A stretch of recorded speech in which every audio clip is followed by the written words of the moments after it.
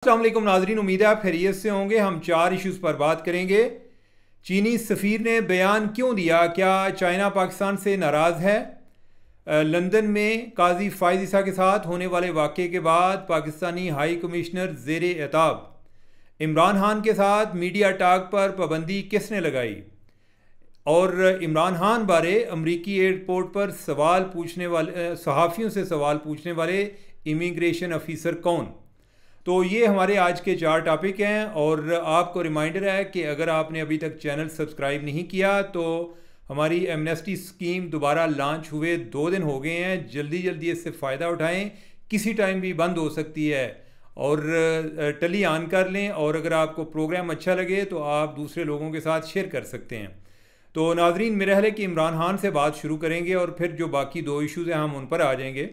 इमरान खान के साथ media talk पर पाबंदी के हवाले से एक तो ओवरऑल आज सुप्रीम कोर्ट में इस्लामाबाद हाई कोर्ट में एक पिटिशन थी, और वो शेर अफजल मरवत की तरफ से थी। और ये था जी कि उन पर सियासी गुफ्तगू पर पाबंदी लगा दी गई है। और इस पे जो सरदार इसहाक हैं, जो जज हैं, उन्होंने कहा कि उस पाबंदी को कलअदम करार दे दिया गया। अब यह है कि कोई पाबंदी तहरीरी तौर पे लगाई गई है, ऐसी कोई नहीं है। जो हमें जेल हुकाम से पता चला वो ये कि ये लोग इमरान खान से मिलने आते थे और फिर बाद में जाके मुख्तलिफ़ किस्म के बयान देते थे। जो पार्टी के लीडर हैं कि इमरान खान ने मुझे ये बताया, कोई कहता था मुझे ये बताया, और फिर ओवरऑल सियासी बयानात होते थे। तो इनको जेल वाले उन्होंने अनऑफिशियली कहा था कि आप जो है ये सियासी बयान बाहर जाके ना दिया करें, इससे हमारे लिए भी प्रॉब्लम होता है, आपके लिए भी प्रॉब्लम होता है। तो उस पर जो इस्लामाबाद हाई कोर्ट है उन्होंने कहा जी कि कोई पाबंदी नहीं है, यानी कि वो बात कर सकते हैं। कोई सियासी मामले में अगर आपको कोई बात कन्वे करें तो वो उनको हक है। अब ये है कि लेकिन एक और जो मामला पाबंदी लगाने पे मैं बाद में आ रहा हूँ। और जो है आज उधर ही जो जेल में आज हियरिंग थी, जो 190 मिलियन पाउंड वाला केस है, और उसमें बुशरा बीबी उनकी भी पेशी थी। लेकिन बुशरा बीबी जब से जेल से गई हैं वो अब अदालत के हाथ नहीं आ रही, वो अदालत में पेश नहीं हुई। बताया गया जी कि वो लाहौर चली गई हैं अपने मेडिकल के लिए, और जो उनकी तरफ से एप्लीकेशन जमा कराई गई वो भी कोई अनसाइंड थी। और इस पे जो जज साहब हैं वो बरहम हुए। उन्होंने कहा कि अगर इस तरह का मामला है तो फिर हम उनकी ज़मानत कैंसिल कर देंगे। तो बेहतर यह है कि वो अदालत के साथ कोऑपरेट करें, गुड बिहेवियर शो करेंगी तो फिर वो एक आज़ाद शहरी के तौर पर रह सकती हैं। तो इस लिहाज से जो समाअत है वो कल तक मुलतवी होगी। लेकिन उधर जो मीडिया वाले मौजूद थे, लेकिन मीडिया वालों के साथ इमरान खान की गुफ्तगू नहीं हो सकी। आज तो इमरान खान ने गुफ्तगू की नहीं है, लेकिन कल भी गुफ्तगू हुई, लेकिन वो कहीं ऐसे चली नहीं है। तो मामला क्या चल रहे हैं? मामला ये हैं जनाब कि एक कन्वे किया गया है, यानी कि मीडिया को कन्वे किया गया है कि आपने इमरान खान के बारे में आपने उनके साथ प्रेस टॉक अगर वो करते हैं तो आपने बाहर आकर चलानी नहीं है। और इसमें थ्रेट ये होगी कि जो लोग चलाएंगे उनको बाद में दोबारा उधर जेल में उस अदालत की हियरिंग समाअत अटेंड करने के लिए जाने नहीं दिया जाएगा। और जब से कोई इंटेलिजेंस की नई लीडरशिप चेंज हुई है तो उसके बाद से उन्होंने कहा जी कि इनको पहले हमने काफ़ी मौका दिया है, और लेकिन जो उसको काफ़ी उन्होंने मिसयूज़ किया है कि वो एक बयानिया बनाते हैं जो कि हवा में होता है, और बाद में आके वही अफवाहें चलती रहती हैं और लोग डिस्कस करते रहते हैं। अगर ये जेल में रहकर भी ये काम करेंगे तो फिर उसका सच फ़ायदा नहीं है कि अगर वही बातें उनकी बाहर भी आनी है। तो उस लिहाज से एक तरह की गैर एलानिया पाबंदी है। और ये पाबंदी जो है ये जो मीडिया वाले हैं उनको इस बात का आइडिया है, और वो आमतौर पे ये चीज़ें आके बाहर रिपोर्ट नहीं करते। अगर आपने नोट किया हो कि अब जब से इमरान खान के साथ दोबारा को मुलाकातें शुरू हुई हैं, या कल भी समाअत थी, आज भी हुई है, आज तो खैर नहीं हो सकी, तो वो इसी वजह से आज तो खैर उन्होंने प्रेस टॉक नहीं की, लेकिन जो एक अनअनाउंस्ड किस्म की पाबंदी पाई जाती है।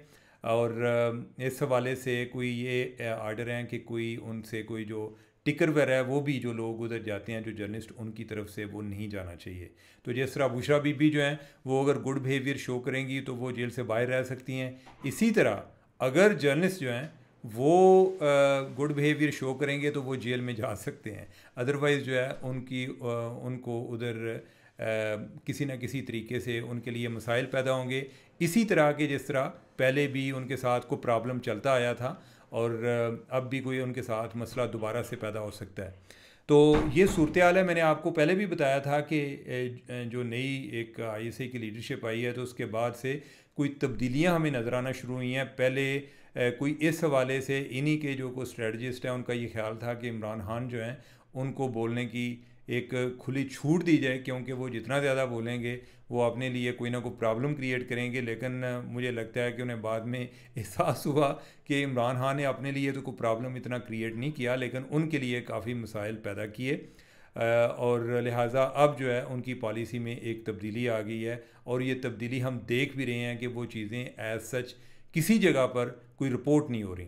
अब यह है कि दूसरा इसी से रिलेटेड जो इमरान खान हैं उन्हीं से रिलेटेड मामला है और कोई लोग जो हैं, कोई जर्नलिस्ट जो हैं वो उधर अमेरिका गए हैं और उधर अमरीकी इलेक्शन आ रहे हैं, सदारती इलेक्शन, और उसकी कवरेज के लिए तो जो कोई 2 जर्नलिस्ट हैं, कोई प्रो पीटीआई का हमायती समझे जाते हैं ओवरऑल, तो उन्होंने कोई बाद में कोई ट्वीट किया है कि हम जब उधर अमरीकी एयरपोर्ट पर उतरे न्यूयॉर्क में तो जो इमिग्रेशन वाले हैं उन्होंने हमें इमरान खान के बारे में बिलखुसूस पूछा। तो इसमें किस हद तक सदाकत है? पहले तो मैं ज़रा एक जो ट्वीट है वो मैं आपको पढ़ के सुनाता हूँ कि अभी न्यूयॉर्क एयरपोर्ट पर इमिग्रेशन ऑफिसर इंटरव्यू के बाद जब बाहर छोड़ने आए तो पूछा इमरान खान कब जेल से रिहा होंगे। मैंने हैरत में पूछा आप एशियाई हैं, एशियन हैं? वो कहने लगे नहीं, मैं स्पेनिश हूँ। वो जो इमिग्रेशन ऑफिसर है उसने कहा कि मैं स्पेनिश हूँ। फिर कहने लगे कि इस्लामाबाद में इमरान खान के हक़ में मुजाहरे अब भी हो रहे हैं तो या अब अमन है, मुजाहरे हो रहे हैं या कि अब अमन है। तो उसमें उन्होंने कहा दरवाजे पे खड़े होकर इस मुकालमे से मैं काफ़ी हैरान भी था। उनको बताया कि अब इस्लामाबाद में सुकून है और हंसते हुए जवाब दिया, यानी कि ये जर्नलिस्ट कह रहे हैं कि मैंने जवाब दिया कि जब ट्रंप इलेक्शन जीत जाएंगे तो इमरान खान भी रिहा हो जाएंगे। इमिग्रेशन ऑफिसर ने गर्मजोशी से हाथ मिलाकर रुखसत किया और कहा कि गॉड ब्लेस इमरान खान। अब यह है कि जो लोग अमेरिका ट्रैवल करते हैं उनके लिए ये बड़ी अनहोनी सी बात है कि उधर इस तरह की गुफ्तगू होती है और उसकी एक वजह यह है कि जो इमिग्रेशन ऑफिसर हैं वो उनकी गुफ्तगू रिकॉर्ड होती है, वो जो भी गुफ्तगू कर रहे होते हैं वो सारी रिकॉर्ड हो रही होती है ताकि अगर कोई मिसबिहेवियर का या कोई और एलिगेशन आता है तो वो सारी चीज़ें उनको चेक किया जा सके। इसके अलावा जो जर्नलिस्ट या जर्नलिज़म की बैकग्राउंड के लोग अमेरिका में हैं वो भी कोई इसी तरह की बात सुना रहे हैं, कोई अनहोनी है। यानी कि वो हमारे एक दोस्त हैं अवैस सलीम, तो वो भी हैरान थे कि वो भी पिछले दिनों इधर से पाकिस्तान से होके गए हैं। उन्होंने कहा जी कि मुझे किसी इमिग्रेशन ऑफिसर ने कोई इमरान खान के बारे में नहीं पूछा। इसी तरह और कोई 1-2 जर्नलिस्ट हैं उधर, उन्होंने भी बात की। हुसैन हक्कानी जो हैं जो कि अमेरिका में काफ़ी अर्सा रह चुके हैं, तो वो भी कहा और उन्होंने इस बात पर भी हैरानगी का इजहार किया कि जो इमिग्रेशन वाले हैं कोई ऐसा बाहर भी छोड़ने नहीं आते। अब बाहर छोड़ने से क्या मतलब है?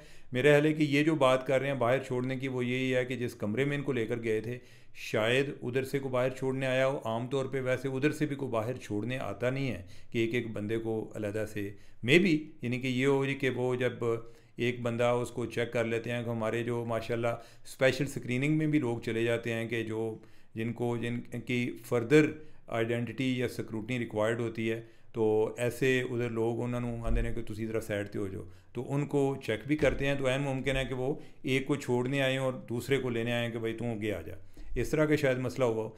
लेकिन ये जो गुफ्तगू है ये बड़ी अजीब सी है और उनमें से एक जर्नलिस्ट से किसी ने रब्ता भी किया जिन्होंने ये ट्वीट किए हैं, तो उनसे पूछा भी कि यार वाकई ऐसा हुआ है, क्योंकि किसी को यकीन नहीं आ रहा था।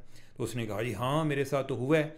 अब मसला ये है कि जिसने ट्वीट कर दिया वो इससे मुकर भी नहीं सकता, वो तो कहेगा कि मेरे साथ हुआ है।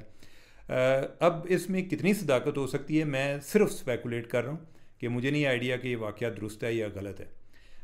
ज़्यादा से ज़्यादा ये हो सकता है कि आम तौर पे ये भी होता है कि कई लोग जो स्पेशल स्क्रीनिंग में जाते हैं उनके आम तौर पे वो सोशल मीडिया अकाउंट्स भी चेक कर रहे होते हैं, उनसे बाज़ का पासवर्ड भी ले लेते हैं, वो देखते हैं कि ये किस किस्म के ट्वीट करते हैं, क्योंकि वो चेक ये करना चाहते हैं कि ये कोई एक्सट्रीमिस्ट तो नहीं है, कोई टेररिज्म को ग्लोरीफाई तो नहीं कर रहे। बाज़ का इस तरह की भी स्क्रीनिंग होती है। तो एन मुमकिन है कि चूँकि ये ज़रा प्रो पीटीआई थे तो इनके कोई जो ट्वीट्स हैं या ओवरऑल पोस्ट जो हैं फेसबुक या एक्स पे वो ज़्यादातर जो हैं वो इमरान खान के हवाले से हों, तो हो सकता है कि उन्होंने कोई इस हवाले से पूछा हो, आई डोंट नो। लेकिन ये बात बड़ी अनहोनी सी है, हमने कभी पहले सुनी नहीं है कि इस तरह से वो पॉलिटिकल किस्म के क्वेश्चन पूछें जिससे ये तासर मिले कि वो एक लीडर के बारे में बहुत ज़्यादा परेशान है। लेकिन 2 लोग जो हैं उन्होंने कोई इस तरह की बात रिपोर्ट की है। इस पे जो और लोग फ्रीक्वेंट ट्रैवलर हैं वो तो ताज्जुब का इजहार कर रहे हैं। मैं भी किसी टाइम फ्रीक्वेंट ट्रैवलर था, लेकिन ये है कि मुझे अब गए हुए कुछ अर्सा हो गया, प्रॉबली मैंने कोई 3-4 साल हो गए। तो खैर उस टाइम तो ये सच मसला नहीं था। और लेकिन ये बातें बता रहे हैं, आई डोंट नो इसमें हकीकत क्या है। लेकिन इसको जो पीटीआई वाले हैं वो काफ़ी जो है ना एक ज़ोर शोर के साथ उनके जो ट्वीट्स हैं उनको रीट्वीट कर रहे हैं। उसमें सदाकत है या नहीं, लेकिन उनके ट्वीट्स काफ़ी वायरल हुए हैं। तो हम आगे जो है अब सीरियस टॉपिक्स की तरफ बढ़ते हैं। सीरियस टॉपिक्स जो हैं उसमें लंदन में जो पाकिस्तानी हाई कमिश्नर हैं वो ज़ेर एताब हैं। वो क्यों ज़ेर एताब हैं कि जो काजी फ़ायज़ ईसा के साथ जो वाक़या हुआ तो उसकी वजह से एक बहुत ज़्यादा रिजेंटमेंट पाई जाती है। जो हुकूमती जमात है उनके जो लोग हैं वो कहते हैं कि ये तो किसी काम की नहीं है, हमारी लीडरशिप ऐसे होम्योपैथिक हैं कि जो काजी फ़ायज़ ईसा जो है उनको भी इसी तरह जो है कोई बेड़ियों के रहम करम पर छोड़ दिया है कि लोग आए हैं और उनके ख़िलाफ़ कर रहे हैं और इनका कोई पुरसाने हाल नहीं और ये कोई पूछने वाला नहीं है। तो अब क्या ये बात इसकी वजह से हाई कमिश्नर पर भी इल्ज़ाम आ रहा है। वो कहते हैं कि ये जो है जी इमरान खान के सपोर्टर हैं। आजकल जो है लोगों की कॉम्पिटेंस से ज़्यादा उनकी जो लॉयल्टी है वो मैटर की जाती है। ये बहुत एक अनफॉर्चुनेट आस्पेक्ट है जो एक सियासी तकसीम होती है। उसके बाद जो ब्यूरोक्रेसी है, जो कई जगहों पे जो अहम ओहदों पर लोग होते हैं उनको उनकी पहली चीज़ ये चेक की जाती है कि क्या वो मौजूदा रजीम के साथ लायल हैं, जो कि आउट ऑफ पावर हैं उनके साथ लायल हैं। तो जो उधर हैं हमारे हाई कमिश्नर डॉक्टर फैसल, उनके बारे में भी कुछ इसी तरह से कुछ शकूक शुबात जो हैं वो जो PMLN के सपोर्टर हैं वो कर रहे हैं। पहले वो अपनी लीडरशिप को भी उन्होंने शिकायत लगाई, दूसरा जो है वो इस पर भी कर रहे हैं। अब वो उनके सपोर्टर हैं या नहीं इस पर मैं बाद में आता हूँ। लेकिन अब सवाल ये है कि अगर इनमें से कोई हो या जो लोग उनको अटैक कर रहे हैं उनसे अगर सवाल पूछा जाए कि इस सूरत में हाई कमिश्नर वो क्या कर सकता है। एक तो है कि जो एक जज्बाती रिएक्शन है कि जनाब कुछ ना कुछ कर दो ताकि हमारे जो जज्बात हैं वो ज़रा थोड़े से थोड़ा गुस्सा ठंडा पड़ जाए। और दूसरा ये है कि अगर वाकई कुछ करना चाहें, कोई एक क्रेडिबल किस्म का कोई एक्शन लेना चाहिए तो वो क्या हो सकता है और वो किस सूरत में हो सकता है। हाई कमिश्नर ये कर सकता है कि हाई कमिश्नर शिकायत लगा सकता है। किसको शिकायत लगा सकता है कि उधर की गवर्नमेंट को शिकायत लगा सकता है। उन्होंने पहले इधर भी इन्फॉर्म किया अपने फॉरेन ऑफिस को भी, और उधर भी जो है उनको लेटर लिख दिया। जिस तरह मैंने कल आपसे जिक्र किया था कि उन्होंने जो उधर की लोकल गवर्नमेंट है उसको जो कहा कि इधर उन्होंने आना है तो सिक्योरिटी का इंतज़ाम किया जाए, उन्होंने कोई नहीं किया। अब यह है कि जो बरतानिया वाले हैं वो हमें क्या समझते हैं, कोई ऐसा सच वो हमें इतनी अहमियत नहीं देते, क्योंकि अहमियत जो है यानी कि जो आपकी इकानमी है वो आपकी अहमियत को बढ़ाती भी है, वो आपकी अहमियत को कम भी करती है। या किसी और लिहाज से हमारे यहाँ जो है ज़्यादा अहमियत उस टाइम बढ़ती होती है कि जब कोई जंग चल रही हो और बरतानिया को और अमेरिका को हमारी ज़रूरत हो, तो उस टाइम वो हमारी बहुत ज़्यादा अहमियत दे रहे होते हैं। मेजर नॉन नेटो एलाए और इस तरह के जो ख़िताब हैं हमें मिल रहे होते हैं। और वो जंग तो चल नहीं रही और वैसे कोई इकनॉमिकली हमको बड़ा कोई इतना प्रॉस्पर है नहीं, या उनकी कोई तजारत चल नहीं रही कि हम उनको कोई हमें कोई एक स्ट्रॉन्ग लिवरेज हासिल हो, लेकिन उन्होंने कोई परवाह नहीं की। दूसरा मैंने आपको बताया था कि जो हुकूमत लेवल पे कई लोगों ने काजी फ़ायज़ ईसा साहब जो हैं उनको इसी बात को एंटिसिपेट करते हुए उन्हें बताया था कि अगर आप चाहते हैं तो हम आपको कोई सिक्योरिटी उधर फ्राहम कर देते हैं। उधर सरकारी सिक्योरिटी तो गवर्नमेंट ने देनी है यूके की, तो यूके गवर्नमेंट वो कहती हैं कि वो तो एक जो अनऑफिशियल विजिट पे हैं और वैसे भी रिटायर हो गए हैं, तो हम सरकारी सिक्योरिटी क्यों दें। तो लिहाजा उन्होंने इनकी को प्राइवेट सिक्योरिटी की ऑफ़र की थी कि हम आपको देने को तैयार हैं। लेकिन काजी साहब जो हैं शायद उन्होंने एंटिसिपेट नहीं किया होगा कि इतना गंद मचेगा। उन्होंने भी कहा कि मैंने सिक्योरिटी नहीं लेनी, बस मुझे पिक एंड ड्रॉप चाहिए उधर जाने के लिए जो जिस जगह पे उनकी तकरीब थी, तो वो उन्होंने हाई कमीशन ने उन्हें फ्राहम की हुई थी। अब जो हुआ उसमें एक्शन की क्या सूरत बन सकती है, उसमें एक्शन की सूरत ये बन सकती है कि जिन लोगों के साथ हुआ, मुतासरीन जो हैं, जो टारगेट हुए, वो उनमें से कोई उधर कंप्लेन फ़ाइल करे पुलिस के साथ कि हमारे साथ इस तरह का वाक़या हुआ है, इन लोगों ने हरास किया, और उसके बाद वो वीडियो फुटेज वगैरह देख के उन लोगों को एग्जामिन करें, उनको अरेस्ट करें, ये जो भी उन्होंने काम करना है। अब उसके लिए कंप्लेन किसने करनी है? काजी साहब कर सकते हैं, काजी साहब की बेगम कर सकती हैं, या वो हाई कमिश्नर का ड्राइवर के जो उनको ड्राइव कर रहा था, जो पिक एंड ड्रॉप दे रहा था। अब हाई कमिश्नर ये कर सकता है कि उनका जो ड्राइवर है वो कंप्लेन फाइल करे। बाकी काजी साहब जो हैं वो बज़ाहिर ऐसे मूड में नहीं लग रहे कि वो उधर कंप्लेन फाइल करेंगे, एक नवा कट्टा खुल जाएगा, यानी कि वो फिर जो है उन्हें ख़ुद उधर जाना पड़ेगा, फिर हो सकता है कि उनको एग्जामन किया जाए या इस तरह के मामलात। तो मेरे ख्याल है कि वो तो नहीं बनेंगे। तो ये हो सकता है कि जो इनका ड्राइवर है वो करे, और इसके अलावा कोई मुझे ऑप्शन नज़र नहीं आता। हम एक लीगल ऑप्शंस की बात कर रहे हैं, और क्या उसमें जो हाई कमिश्नर है क्या वो पीटीआई का सपोर्टर है? ये इस दौर में, जिस तरह मैंने आपसे पहले बात की कि पोलराइजेशन के ज़माने में हर बंदे का फ़ैसला, एक्शन, डिसीजंस उस को देखते हुए, या वो जब आता है तो उसके बाद उसकी इंटेंशन पड़ी जाती है, क्या दूसरी साइड ना तो नहीं रले है। अब ये है कि जो डॉक्टर फैसल है उनके हवाले से भी ये बात चल रही है। मैंने कोई उधर जो जर्नलिस्ट हैं उनसे भी बात की है, लंदन में मुर्तज़ा अली शाह हैं हमारे, उनसे भी मैंने बात की है, हाई कमीशन के लोगों से बात की है। उन्होंने कहा कि ऐसी कोई बात नहीं है कि वो कोई ऐसे को पीटीआई के सपोर्टर हैं, ऐसा नहीं है। बल्कि काउंटर आर्गूमेंट क्या था? काउंटर आर्गूमेंट ये था जी कि मैंने उधर हाई कमीशन में एक ऑफिशियल से बात की, उन्होंने कहा जी कि जब से मैं आया हूँ मेरे होते हुए तकरीबन 60 दफ़ा इधर पीटीआई वाले बाहर मुजाहरा कर चुके हैं, और उनकी रूटीन है कि हर जुमे को आते हैं। को 5-7 लोग हैं जिनको कोई और काम नहीं है, उन्होंने आके को मुजाहरा करना होता है, और वो आके कोई हाई कमीशन को और हाई कमिश्नर को गालियाँ दे रहे होते हैं। जो पीटीआई की पार्टी है वो भी आके बाज़ औक़ात मुजाहरे कर रहे होते हैं। वो मुजाहरे क्या कर रहे होते हैं जी कि जी वो इसहाक डार आया था, आपने उनको प्रोटोकॉल क्यों दिया, फ़लाँ आया था उसको आपने प्रोटोकॉल क्यों दिया, नवाज शरीफ को आप लेने क्यों गए, आप उनके साथ मिले हुए हैं। तो अब जो हाई कमीशन है वो भी सैंडविच हुआ है दो के दरमियान। अब क्या जो पीटीआई जो नून लीग के लोग हैं वो हाई कमिश्नर को इस टाइम क्रिटिसाइज़ कर रहे हैं, क्या इससे वो तब्दील हो जाएंगे?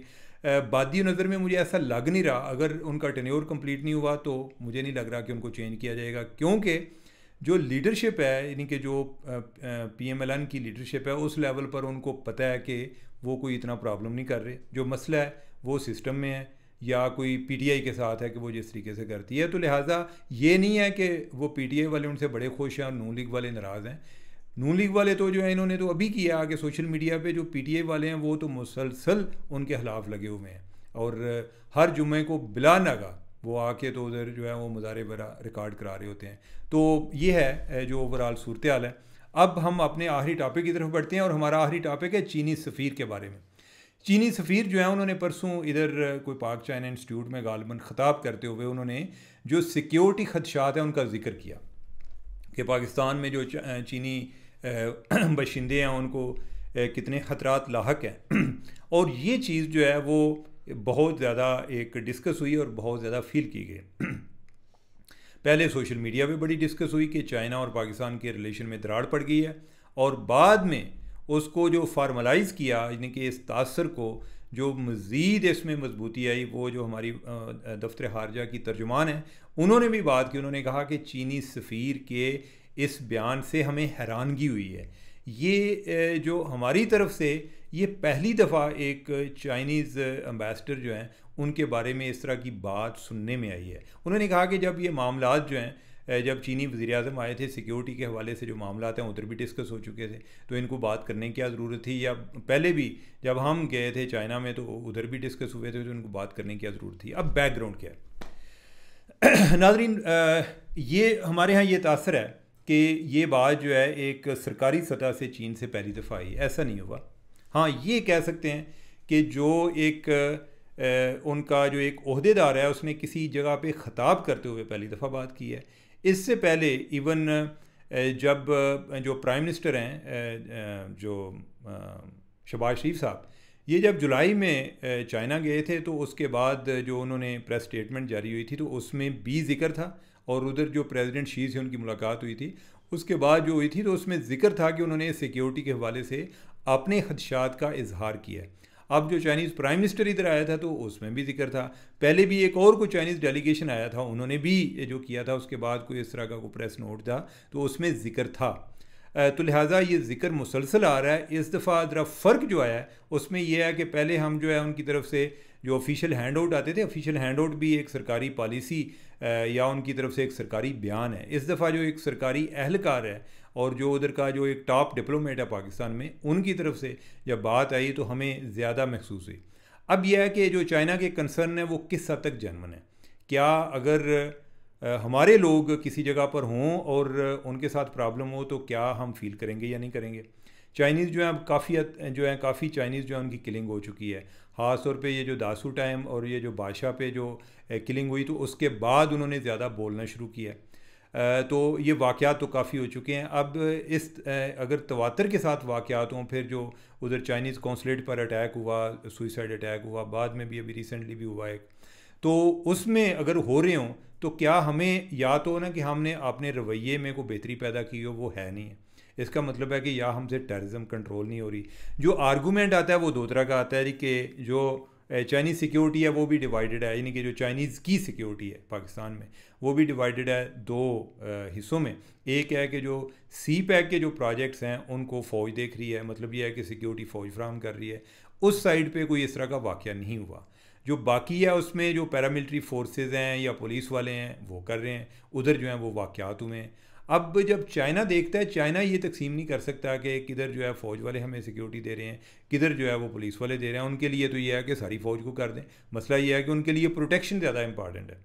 तो वो अब जो है वो बोलने पे शुरू हो गए हैं। तो ये हमारे लिए एक बहुत ज़्यादा कंसर्न की बात है कि इधर पहले कोई सरमायाकारी नहीं होती है, और जिनको हम कहते हैं कि हायर दैन हिमालय और पता नहीं स्वीटर दैन हनी, इस तरह के रिलेशनशिप। और बाय द वे ये जो फ्रेज़ हैं कि जनाब हिमालय से बुलंद और जो शहद से मीठी और पता नहीं किस से ज़्यादा, ये सारी चीज़ें जो हैं, या जो आयरन ब्रदर और आयरन क्लैड वगैरह ये वाले जो आती हैं चीज़ें, ये सारे फ्रेजेस जो हैं ये चीन ने पाकिस्तान के लिए रखे हुए हैं कि, और हम ज़्यादातर उन्हीं फ्रेजेस पर ही चल रहे हैं और इधर इन्वेस्टमेंट कम, और इसी तरह के जुमले सुन के तो हम खुश हो जाते हैं। तो अब इसमें मेरे ख्याल है कि हमें अपने गिरबान में झांकने की ज़रूरत है। दूसरा, अगर हम अपने आप को इम्प्रूव नहीं करते तो क्या चाइना की कोई ऐसी मजबूरी नहीं है कि चाइना हमारे साथ ताल्लुकात ठीक रखेगा, या अगर वो ताल्लुकात हमारे साथ ठीक रखेगा तो हमें सिर्फ ताल्लुकात ठीक रखने की ज़रूरत नहीं, हमें इन्वेस्टमेंट की भी ज़रूरत है।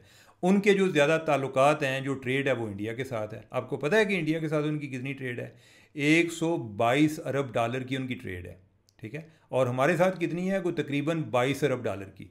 और उसमें भी चाइना जो है, जो एक बैलेंस है वो चाइना की फेवर में है कि हमारे यहाँ यानी ज़्यादा इंपोर्ट हो रही है चाइना से, इधर से एक्सपोर्ट कम हो रही है। तो उनका जो एक ट्रेड पार्टनर है, यानी कि जिनके साथ उनके माली मामला चल रहे हैं, वो तो इंडिया है। इंडिया को इसका मतलब है वो ज़्यादा सीरियस लेते हैं। दूसरा जो ब्रिक्स है, एक नया फोरम है, उसमें भी वो दोनों इकट्ठे हैं।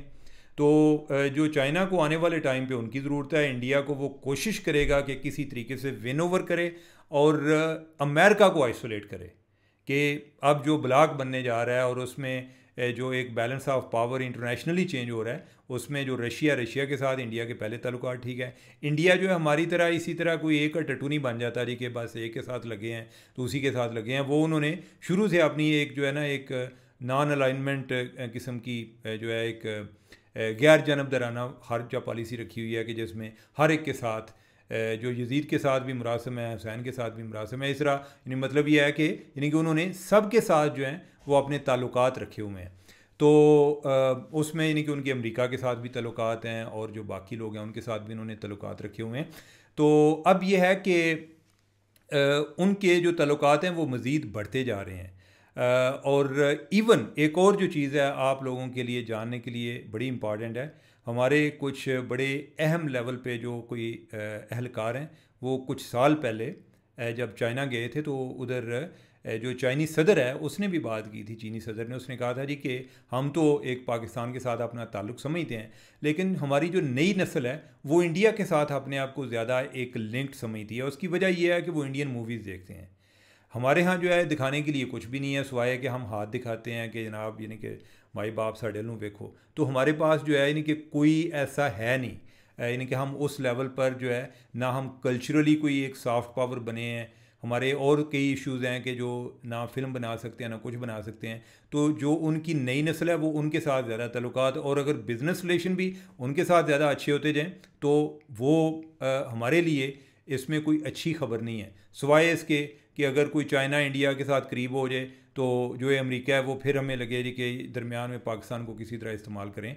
तो हमें मेरे ख्याल है कि अपने गिरबान में भी झांकने की ज़रूरत है, सिक्योरिटी के जो मामलात हैं उनको बेहतर करने की भी ज़रूरत है, सिर्फ शिकवों से काम नहीं चलेगा। तो नाज़रीन मुझे दें इजाज़त, अल्लाह हाफिज़।